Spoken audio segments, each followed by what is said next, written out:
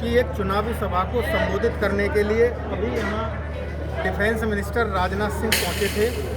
उन्होंने चुनावी संबोधन के दौरान कई मुद्दों का छुआ। उन्होंने जो फॉरेनर डिप्लोमेसी उस पर भी बात की। उन्होंने बताया कि जब यूक्रेन और रसिया का युद्ध चल रहा था तो एक अभिभावकों का प्रतिनिधिमंडल प्रधानमंत्री नरेंद्र मोदी के पास पहुंचा था। उन्होंने कहा था कि 28 से 30 हज़ार भारतीय छात्र यूक्रेन में फंसे हुए हैं। दोनों देशों में मिसाइल अटैक हो रहा है, एक दूसरों पर मिसाइल से अटैक कर रहे हैं। ऐसे में छात्रों की जान को खतरा है। तो जब नरेंद्र मोदी ने जो रसिया के राष्ट्रपति हैं पुतिन और यूक्रेन के जो राष्ट्रपति हैं ज़ेलेंस्की से बात करके 4.5 घंटे के लिए युद्ध को रुकवा दिया था, जिसके बाद उन जो छात्र थे, हिंदुस्तानी जो छात्र थे, उन्हें हिंदुस्तान की फौज ने एयरलिफ्ट किया था। उन्होंने कहा कि यही ताकत अब पूरा विश्व हिंदुस्तान की इसी ताकत का अब लोहा मान चुका है। उन्होंने कहा कि उत्तर प्रदेश में पहले माफिया राज था।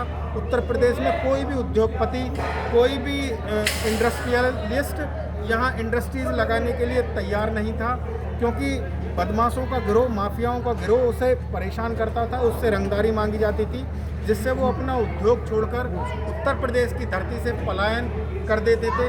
बहू बेटियों की सुरक्षा नहीं थी। और जब से योगी सरकार आई है पूरी तरह लॉ एंड ऑर्डर मेंटेन है। उत्तर प्रदेश हिंदुस्तान की अर्थव्यवस्था में 5वां स्थान रखता है और हिंदुस्तान विश्व की अर्थव्यवस्था में 7वां स्थान रखता है।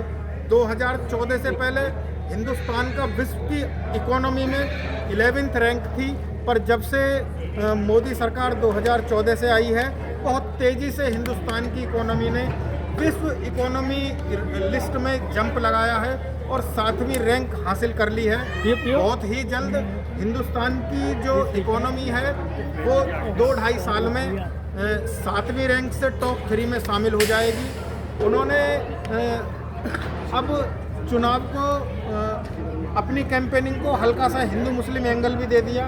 उन्होंने कहा कि अब जो कांग्रेस का लिखित मैनिफेस्टो आया है, उन्होंने कहा है कि अब संपत्तियों का सर्वे होगा, जिसके हिस्से में 1 मकान की जगह 2 मकान आ रहे हैं। अब कांग्रेस उसका सर्वे करेगी और उनका इशारा था कि जो घुसपैठिया हैं, जो रोहिंग्या हैं, उनको ये मकान देने का कांग्रेस काम करेगी। तो कांग्रेस की ये नीति इस देश को बर्बाद करने के लिए है।